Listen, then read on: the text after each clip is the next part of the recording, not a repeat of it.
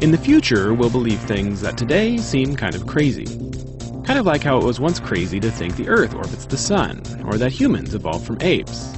Here are 4 big ideas that right now seem kind of far-fetched, but in the future might be no big deal.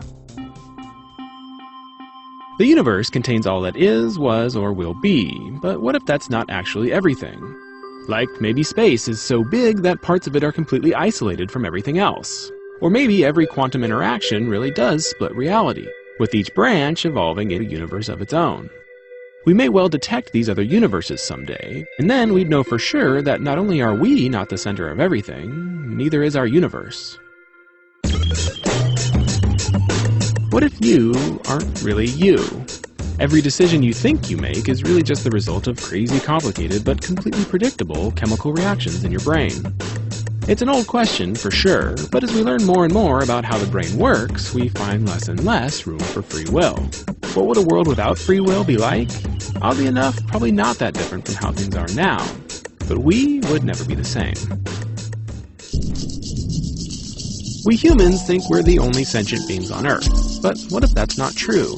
We're already starting to recognize that chimpanzees have at least some human rights. What if someday we discover, or just decide, that all kinds of animals are just as conscious as we are, and that we haven't really been treating them all that well? Would that mean meat really is murder? And finally, our brains have given us a huge advantage for the last 100,000 years or so. But that's nothing compared to the billions of years that life has existed on Earth.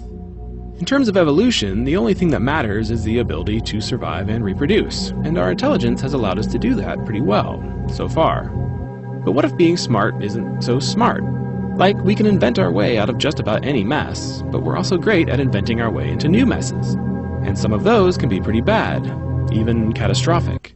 What if, in the really long run, it's better to be simple, even dumb, and just really, really good at reproducing? Of course, we can't prove any of this for now, but the biggest ideas always start with a simple question: what if?